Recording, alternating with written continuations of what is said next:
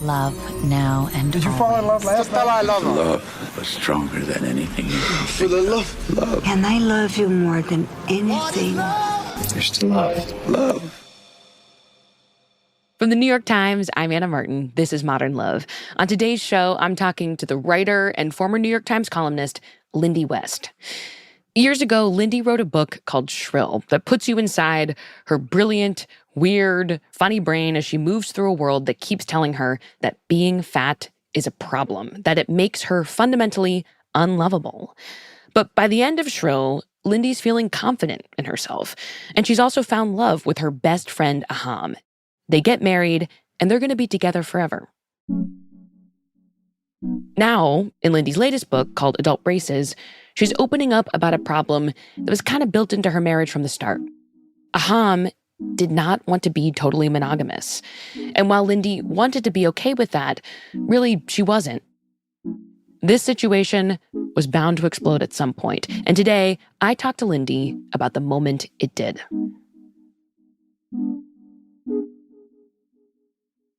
Lindy West, welcome to Modern Love. Thank you so much for having me.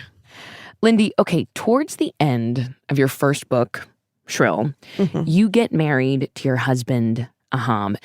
Finding love, always a big deal. But when you and Aham got together, it was a particularly big deal for you. Can you tell me why? Yeah, I haven't thought about this in such a long time, but Aham and I were just talking about this last night.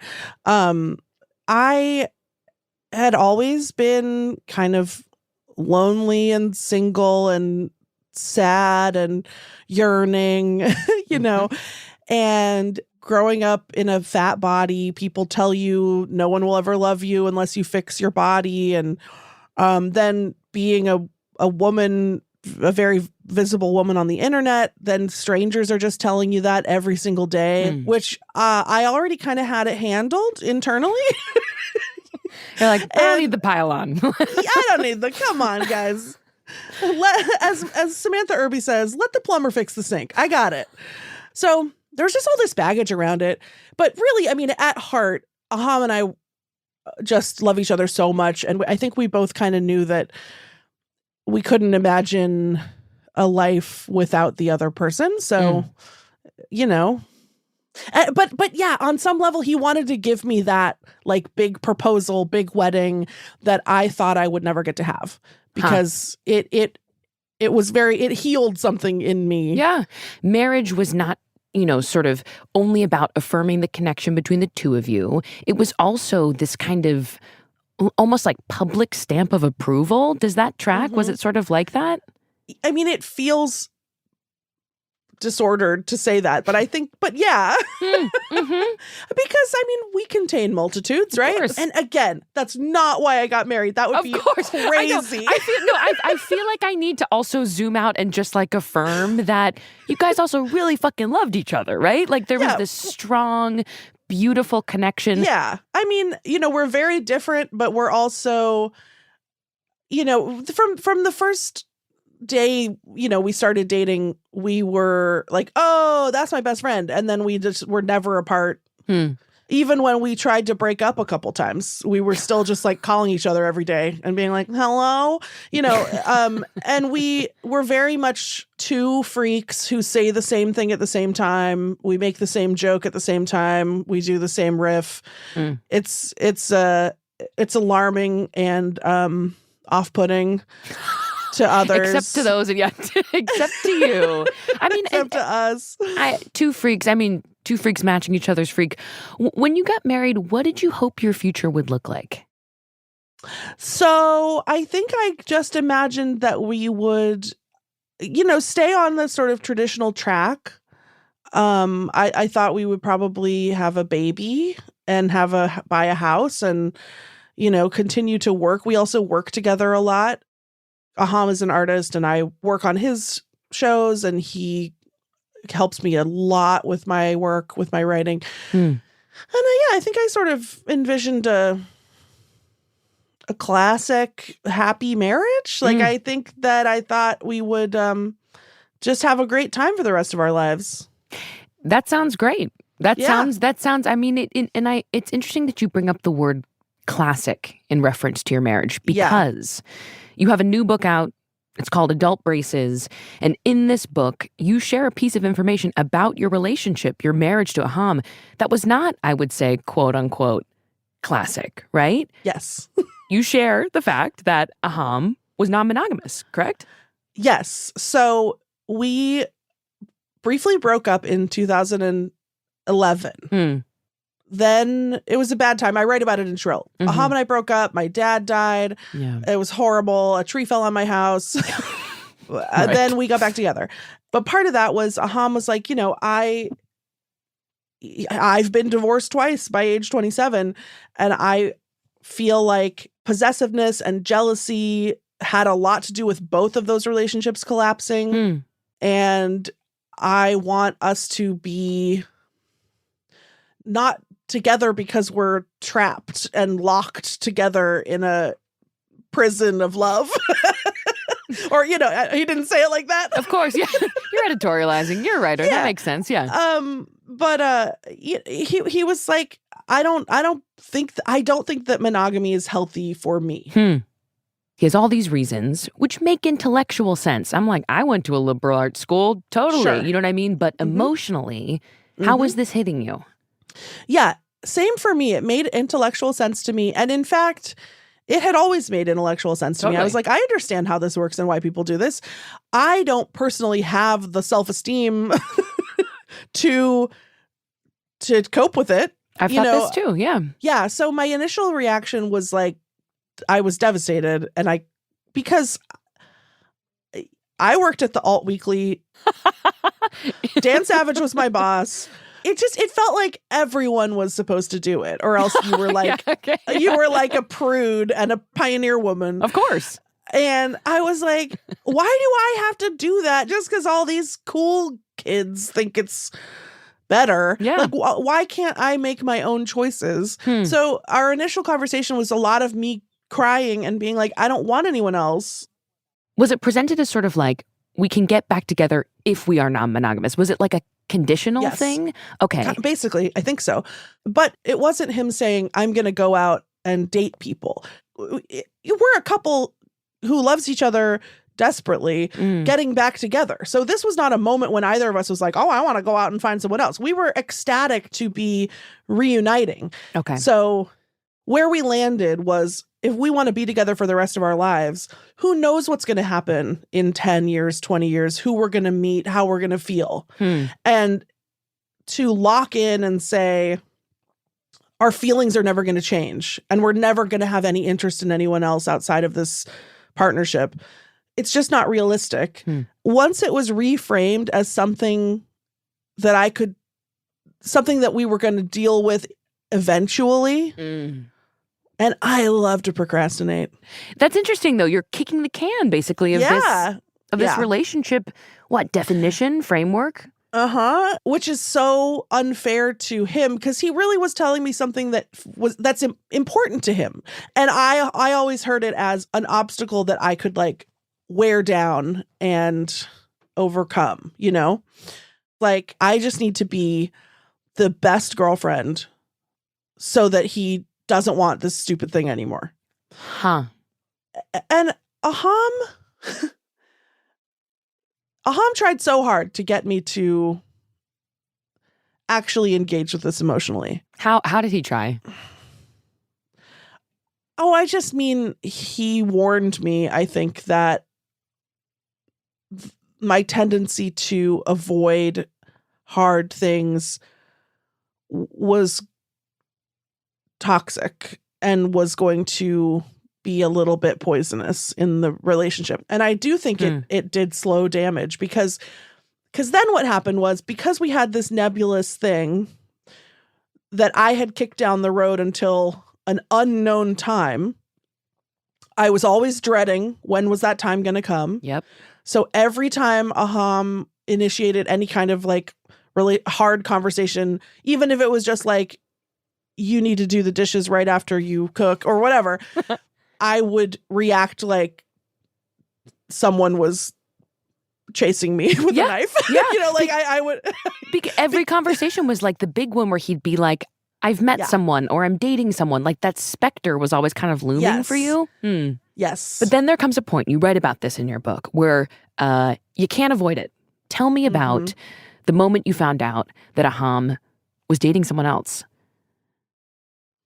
2019, I'm recording my audiobook for my second book, and I'm in Seattle. I had just gotten home from being away for 6 months, and I get a text while I'm recording my audiobook. Don't know why I had my phone on. Shouldn't have done that. And I find out that someone who was a fan of mine, who knew what Aham looked like, had seen him kissing someone at a bar. And I just told the engineer that I had a family emergency and I had to go. And I went home and we talked for the rest of the night. And at this point, he was like, he had sort of come to the conclusion that we couldn't resolve this, which is why he went ahead and started dating this person, because I had been gone. I had refused to talk to him about it, and I had technically agreed to be non-monogamous, and he was like, well, I'm just gonna do what I need to do to feel like a person. I don't know. Did it feel like you were losing him? I want to understand, this thing you've been dreading is now happening. Yeah, I think it felt like I was losing him, but I was just determined to win. That's how I felt. I was like, you're being crazy. I'm the greatest person alive, because I also have high self-esteem in addition to low self-esteem. We contain multitudes. I was like, what the fuck do you think you're doing? That's crazy. I let myself be angry in every possible direction, which was actually cathartic, because I had been suppressing all those feelings for a really long time. You know what I mean? Like, yeah, because I had to be perfect girlfriend, perfect wife. So this wouldn't happen. So this thing that's happening wouldn't happen. Yes. So yeah, we had this like multi-day fight. That's also like very tender and sweet, you know, because we actually don't want to hurt each other. Yeah. I mean, at a certain point, did you end up, it's a big sigh.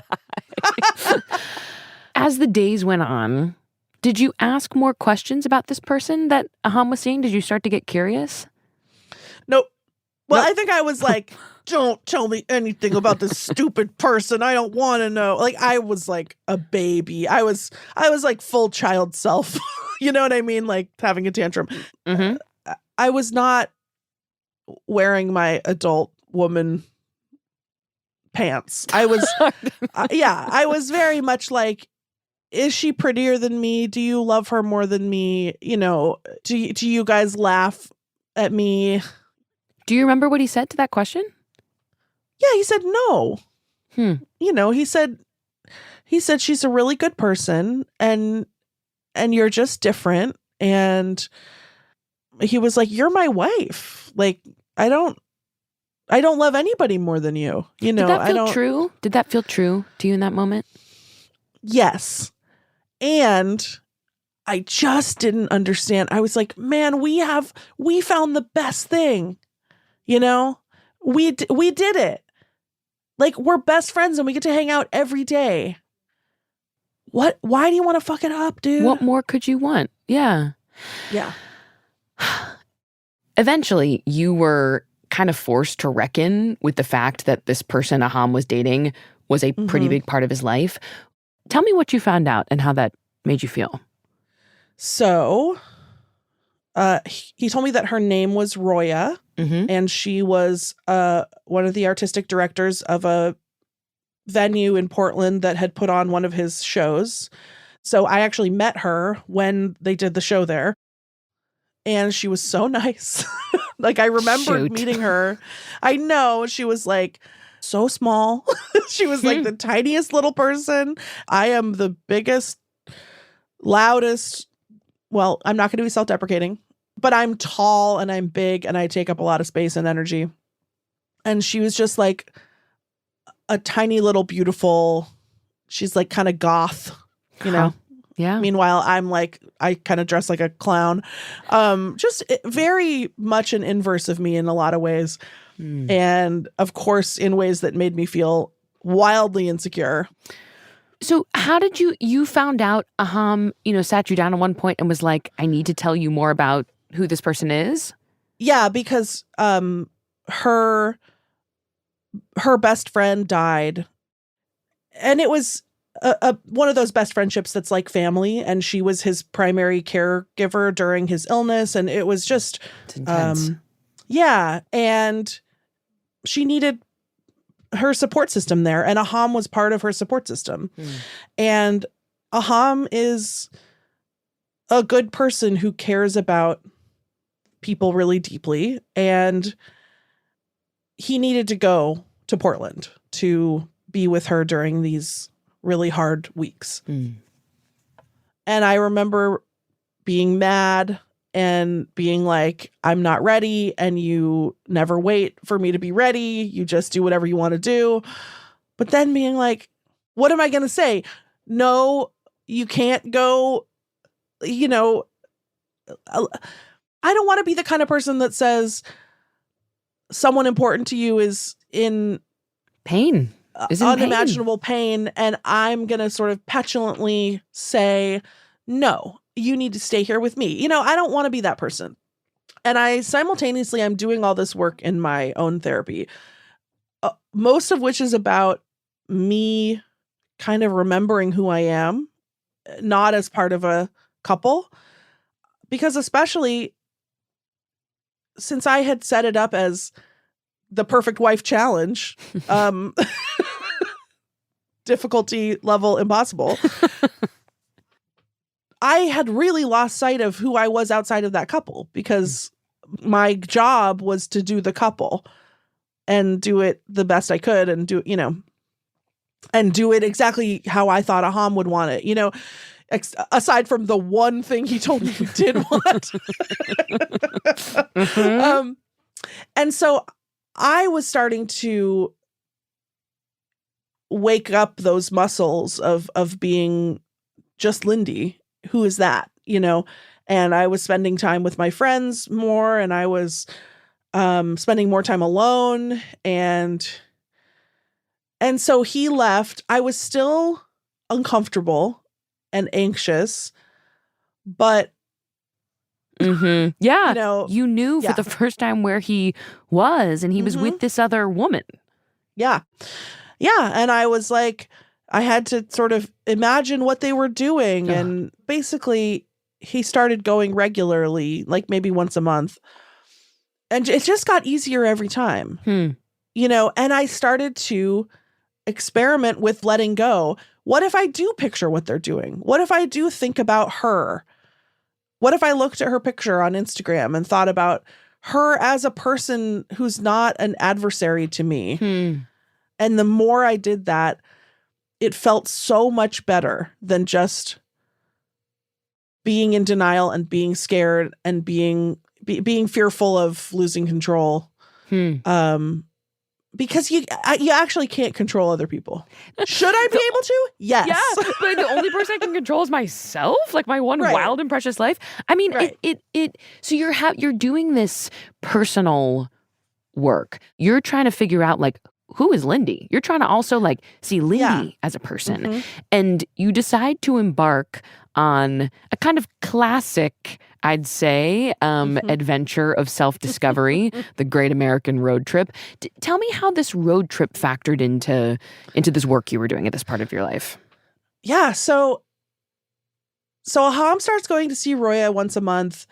It gets easier and easier. Eventually, I'm like loving it. I'm like, oh my God, I have a whole weekend to myself. I'm going to do whatever I want. I'm going to hang out with my friends. I'm going to watch TV. I'm going to get takeout. Like, it was great. And then he would come back and I'd be like, oh my God, I missed you. And he missed me. And it was so fun. This is a big change. This is progress. I honestly I don't even actually know how to articulate how this happened, but it did. And a lot of it was just that process of letting go. It was me letting go of fear and and having curiosity to see what would happen. Hmm. And anyway, so then I get so addicted to that feeling of my time alone. Hmm. I'm watching Aham go out and have his journey of self-discovery. And I'm like, where's my freaking journey? You know? Ah. I don't know that I want a boyfriend, but who am I? You know, I wanted to spend more time by myself. I felt stifled by routine all of a sudden, where routine had always, or being at home kind of cocooned had always been a thing that made me feel safe. And I started to be like, what if there's more to life than this? You know? Ah.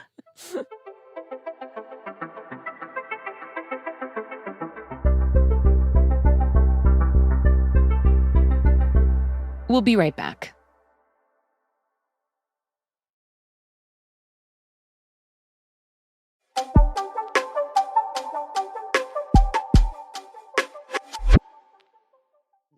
You said that things started to change when you began to look at Roya and Aham's relationship from a place of curiosity, and it sounds like you're turning that curiosity onto yourself. Like, what more can I do?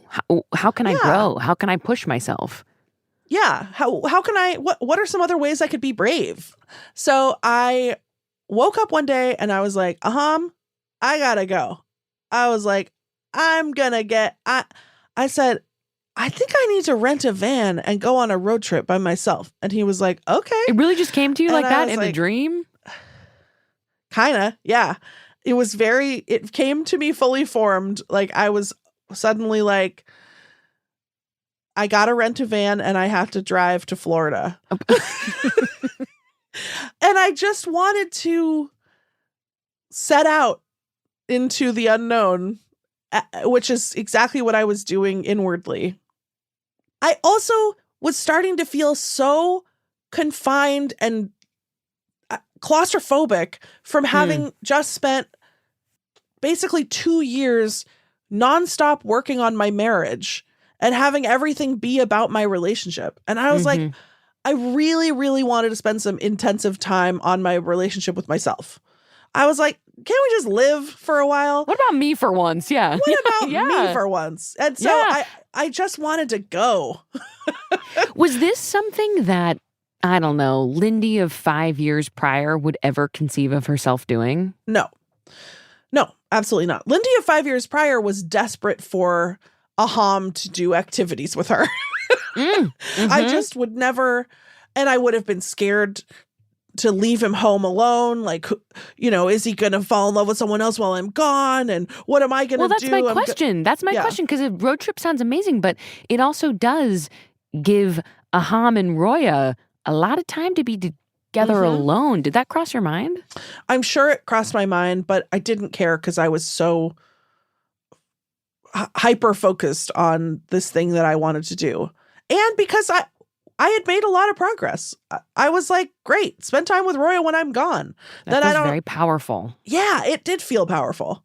And I don't want it to sound like I'm sort of rationalizing how to do non-monogamy, or not rationalizing, like convincing myself to do it because Aham wants to do it. At the beginning, absolutely, I was doing that.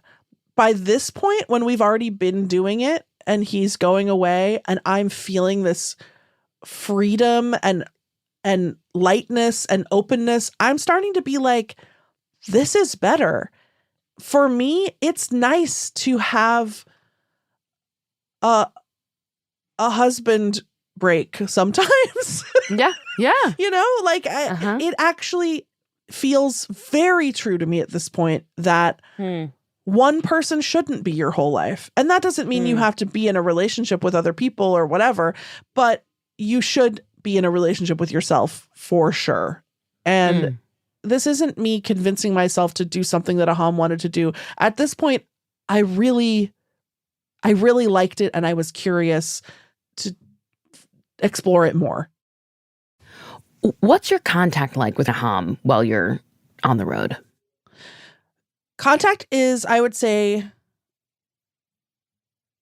sporadic but intense. But a kind of pivotal thing happened right before I left, where Aham and I had like a little date, like little getaway. We went and stayed at a hotel for a night, and it was really fun and like romantic and cute. And that night was the first time I was like, tell me about Roya, like in more detail. Like, but he just described her, and I just let it not scare me. And then I was like, what does Roya think about me? And he was like, well, she has a crush on you. And I was like, excuse me? And this was before you went on the road trip. You were told that she had a crush. Well, and let's just say, there's nothing more electric than finding out someone has a crush on you. Am I right? I mean, it's just, it's like the greatest gift in the world. Besides, I don't know, like commitment or love or whatever. I mean, it's like, how did that make you feel? It was very powerful. I was immediately like, oh, I like her a lot more all of a sudden. See, and that's what I was going to say. There's no more surefire way to like someone more than figuring out that they like you. It's like, you're awesome. Yeah. You got great taste. I was like, exactly. I was like, wow, she sounds pretty cool. And I was like, yeah, it definitely, and it's so funny because what a narcissistic response to be like, oh, I like her all of a sudden. I mean, that's just the human condition. Also, yeah. It's normal. It makes sense. I don't know if I have a crush on her, but yeah, like that. I mean, no, I think it's a really important dynamic shift, actually. Because we talked before about how sort of nameless, faceless person that Aham was dating was threat level 100 for you, right? And now, I mean, it's, so much has already changed, but like to introduce this idea, at least, in one direction, of attraction, of a crush. I mean, that changes this from threat to potentially desire, or at least connection. And that feels like something. And it was honestly the first time in like a year that I felt, I think, totally calm. Whoa. Because she had just been this big cloud of mystery and suspicion. And I was like, how do I know that she's not trying to get rid of me so that you guys can be together? And she's out there somewhere. She's not out there thinking the vile stuff that is happening in my head. You know what I mean? She's out there thinking, oh, Lindy's beautiful. And she seems so smart and interesting. I would love to get to know Lindy.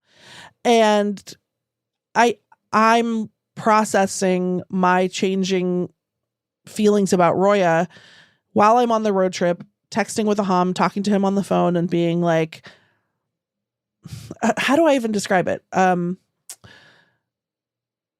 what's really happening is that I'm talking to Aham and being like, tell me more about Roya having a crush on me. Like, I'm like kind of fixated on this idea. Yeah. And I can't get it out of my head. And I'm like, I start to get really curious. Like, what are you guys doing? Who are you? Are you hanging out with any of our friends? Are you going to our favorite restaurants? What are you eating? Where are you staying? What's happening? I just had this very organic fixation on kind of knowing what was up. In like a sexy way, or in like a surveillance way? In like not a surveillance way. Yeah. I'm not going to go so far as to say a sexy way. Sure. But it was like a neutral way, or just a curious way. Yeah, I get it. I just was like, what's up over there? Yeah. And not feeling threatened by it. It sounds like curious, not threatened. And I think I started to feel so soothed by, it's like I got addicted to that feeling of safety, and I wanted to keep doing it. Do you know what I mean? Like, I liked the feeling of not having a stab of panic when Aham brought up Roya's name, because I had been in this fear state for like a year that someone was going to take my life away. And I was like, all of a sudden I wasn't having that anymore. And I was like, what is this new place? I want to stay here where I feel nothing. and not necessarily nothing, like nothing with a hint of something nice. Yeah. I mean, it's this like triumphant nothing. Yeah. You know what I mean? It's like, Yeah. and I, you know, the circumstances of Aham and Roya's relationship haven't changed. If anything, they've intensified. And you're more clued in than ever before. And you're farther away than ever before, right? So the safety you feel, that's you. I mean, you've created that safety, no? Yes, absolutely. And that's why it was different, I think. So the trip continues, and in my recollection, I'm talking to Aham more and more about Roya.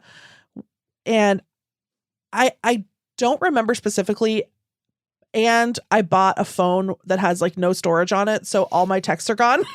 So I can't look back, unfortunately. But I believe what happened was this. I bet Aham sent me like a sexy underwear pic of Roya with her consent, because I think they were talking about me also. Because that's, if you want to get me, if you say we've been talking about you, oh boy.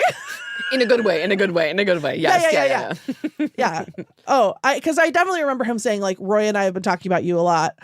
So I'm sure he sent me like a cute pic of Roya being cute. And I was like, okay, you can tell her that that's a beautiful photo or whatever. So I'm such a dork. You may tell her that is a beautiful photo. I mean, like, that's a way to sext. It's formal, but I'd say it works. Yeah. Yeah. Side note, Lindy West absolutely incapable of sexting. But so then I'm like, also throughout this, I'm reconnecting with Aham, I think, in certain ways too. Like, it's fun to have like a long distance boyfriend that you can have flirty texts with. Like, every part of separating myself from my old life and spending time alone is more fun and has kind of a new life and a new flavor. You know what I mean? That rocks. I know. It's like, so Aham and I are flirting. I'm asking about Roya. We're having like sexy texts. It's cute. And then I was like, I think I was feeling sexy for once ever in my life. And I took like a cute picture in my underwear, because also I'm bored. I'm just alone every day, all day in a van driving through Arkansas, whatever. So I sent Aham a cute picture in my underpants, and I was like, I think you could show this to Roya if you want. And then he did. And then he was like, Roya wants to know if she can text you about your picture. And I said, okay. And then she was like, and then she texted me and was like, Aham sent me a beautiful picture of you. You look so sexy, whatever. And I was like, You like fire react. Yeah. I was like, what am I doing this? And I knew that this was crazy. What am I doing? This is a crazy thing to be doing. Why? Why? What? Oh, well, I mean, I shouldn't say crazy. No. It's not even that I'm quibbling with the word. I'm just like, no, I know. Yeah. Well, just an unlikely thing to have happen for you, because it's what? It's brave, it's provocative. Like, why? Yeah, I am not brave I'm brave in certain ways. In many ways, I am not brave. And this is one of the ways in which I am not brave. I'm not, I sexually. Yeah, I guess so. Yeah. And also, I think that I make myself really vulnerable in my writing, because actually I have a hard time being vulnerable in certain ways. So it's like a decoy. Like, it's like, ooh, look how vulnerable I am over here about these things that I don't actually feel that vulnerable about. That I'm willing to share. Yeah. Right. And so then I get all this credit for being like so brave and vulnerable, but really I'm like very tightly wound and afraid and private. I'm very, very, very private. And so to open up to a new person, and I have weird baggage around sex, and I, as I've mentioned many times, like, I really am afraid of the way people perceive my body. I have been conditioned to believe that viewing my body as a nightmare. Like I don't want, and I feel safe with Aham because we've been together 10 years. I know that he loves me and he's seen my body, you know, in my 20s, 30s, and 40s. But it's just like my biggest, scariest chasm that I don't cross. But it felt so in keeping with the road trip itself. Like I was like, who fucking cares? Oh my God, can I just live and just do something impulsive that feels right to me in this moment and not think everything to death? And why do other people get to have vibrant, curious, exciting sex lives and romantic lives and connections with other people, and I deny myself that? Why do I just hide all the time? And why don't I just let myself live and just see what happens? And so I did. This is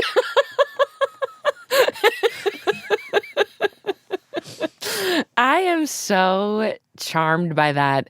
And also, it just feels like some of the most reflective, pre-sexy pic thoughts maybe someone's ever had. You know, like when I'm sending like a cute pic, I'm like, I look good, ship it. You know what I mean? And you're like, like, what type of person am I? Yeah. Existential spiral. I know. All right. So you have this, I mean, reckonings over there, but it's like you send this thing. So what now? It's like, okay, so we've all shared sexy pics with each other. ... I think it becomes clear that the next thing we need to do is like hop on a call and like discuss what the heck is going on. And so I'm driving through Kentucky. Aham and Roya sent me, they were having a very terrifying heat wave in Seattle. It was like 111 degrees in Seattle. Oh my God. And here's what I remember. I stopped for gas. I stepped out of the van. Kentucky was like a sauna. Like my glasses immediately fogged up. I'm sweating instantly. It's a nightmare. I'm pumping the gas. I look at my phone. There's like a selfie from Aham and Roya sitting at a bar in Seattle. And I went to a Marriott, and then Aham and Roya video called me. And then I was like, are you guys okay? Are you dying of heat stroke? Like, was it hot? Was hot temperature or hot sexual? Well, that I know. It's hot in Kentucky and Seattle at this point. No, was it hot like sexually? Yeah. Were you turned on? I think so. Yeah. There was like definitely incredible tension in the air. You know, it was like, I think all of us were like, oh my God, oh my God, oh my God, oh my God. Oh my God. And also, I don't want to make it sound easy, because also there's still the part of me that's terrified.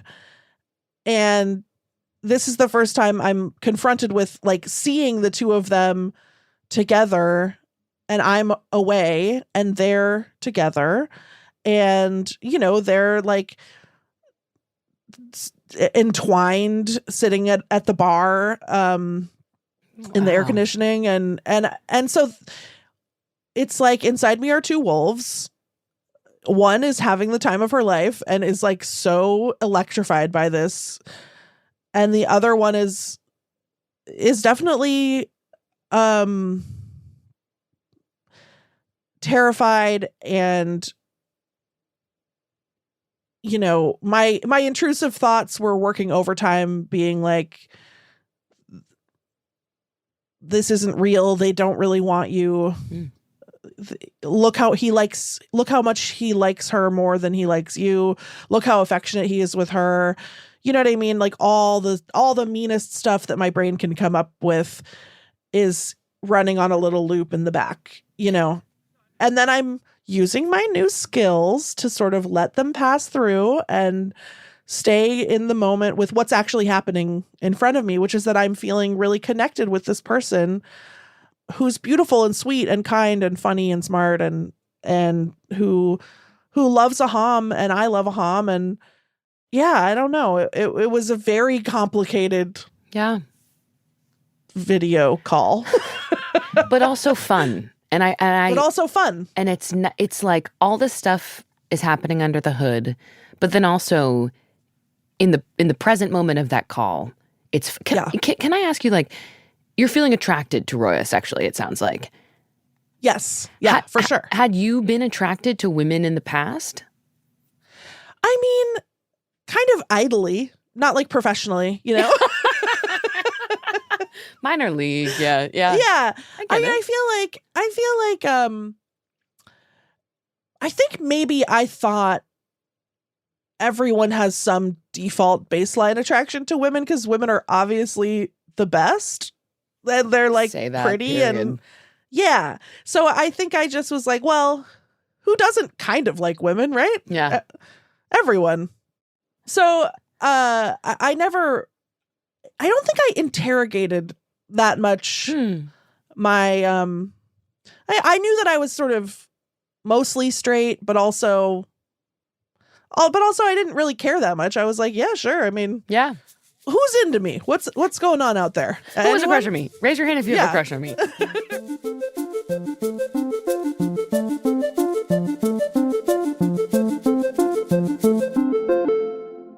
Stay with us.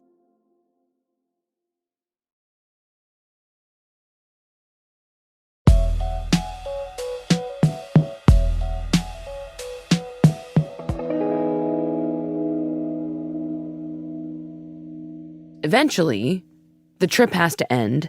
After a month, when you came back to Seattle, was Roya there? No, she wasn't there. But I got back on July 7th or 8th, and Aham's birthday is July 30th. And Aham had a show on his birthday. He's a musician. And so I think I suggested, why doesn't Roya come up to Seattle for your birthday show? And he was like, we'll see what happens. Oh, he was like, this is my dream. Yeah. Oh god. Yeah. I mean, I was like, I don't know what's gonna, maybe I'll meet her again and I'll be like, no, I don't think so. I'm not into this, whatever.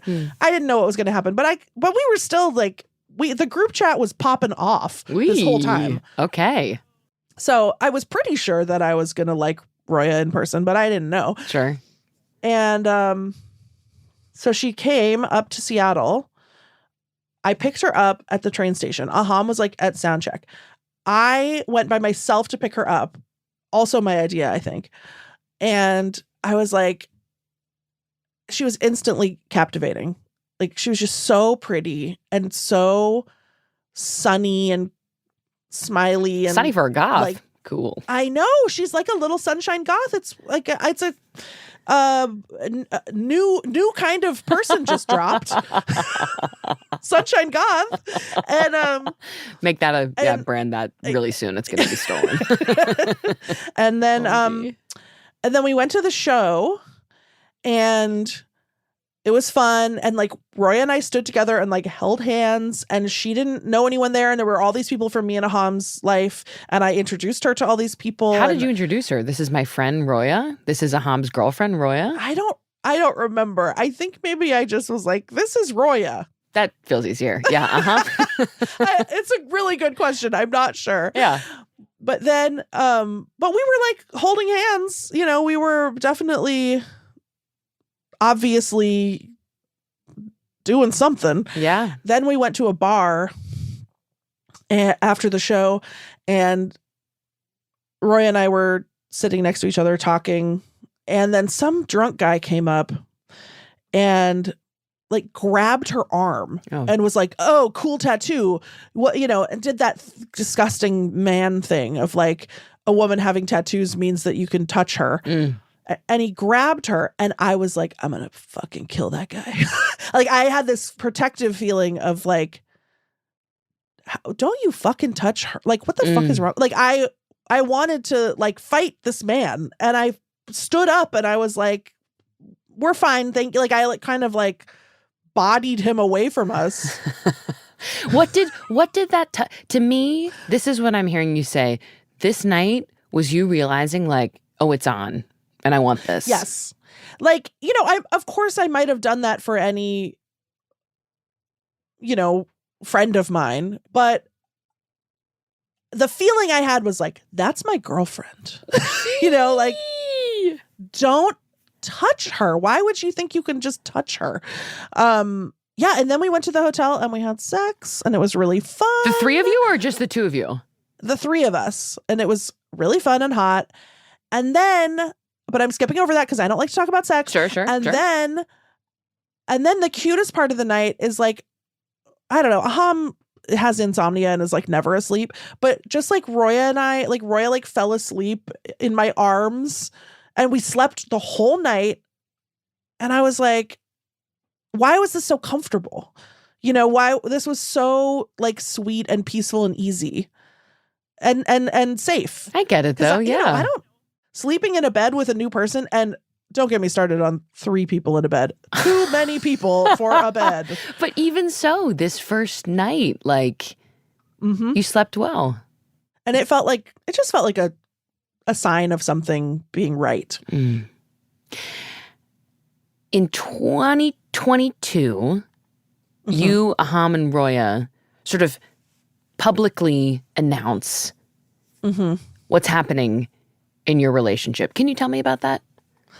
So by early 2022, we were a romantic triad. We didn't really know how to launch because it feels like you shouldn't have to. Like it felt intrusive and stressful, and I felt resentful about it. I didn't want to have to, I don't know, like what?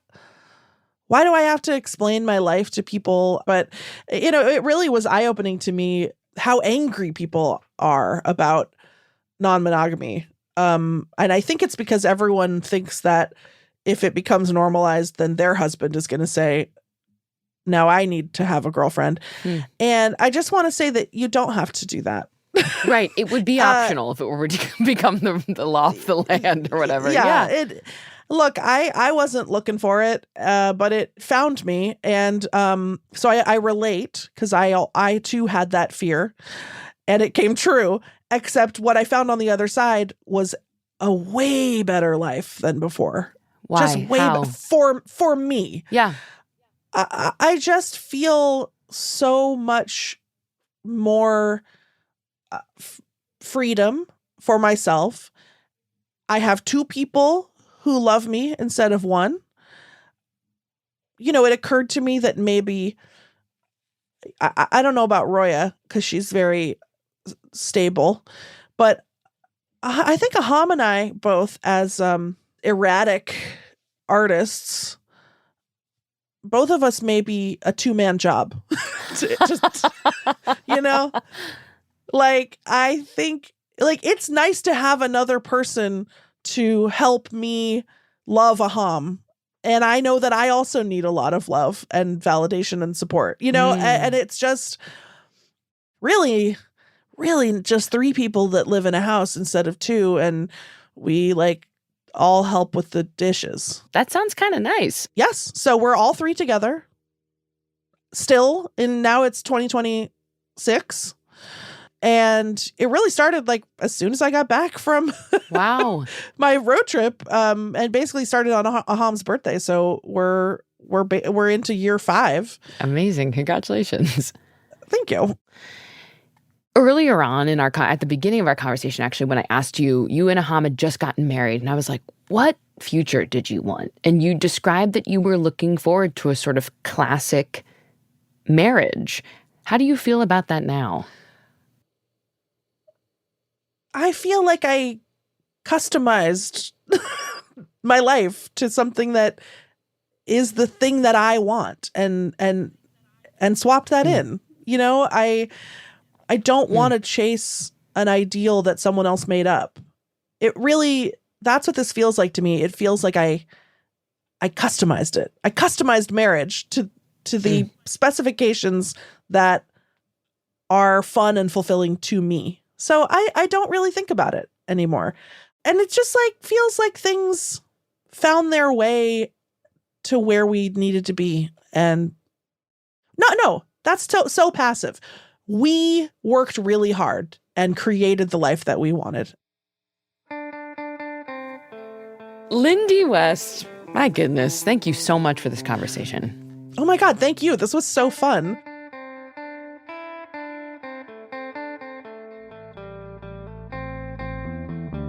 Lindy West's book, Adult Braces, Driving Myself Sane, comes out on March 10th. The Modern Love team is Davis Land, Elisa Gutierrez, Emily Lang, Jen Poyant, Lynn Levy, Reva Goldberg, and Sarah Curtis. This episode was produced by Reva Goldberg. It was edited by Lynn Levy and Jen Poyant. Our mix engineer was Daniel Ramirez, and we had studio support from Nick Pittman. Original music in this episode by Diane Wong, Pat McCusker, Roman Nemisto, and Dan Powell. Dan also composed our theme music. The Modern Love column is edited by Daniel Jones, and Mia Lee is the editor of Modern Love Projects. If you'd like to submit an essay or a tiny love story to the New York Times, we've got those instructions in our show notes. I'm Anna Martin. Thanks for listening.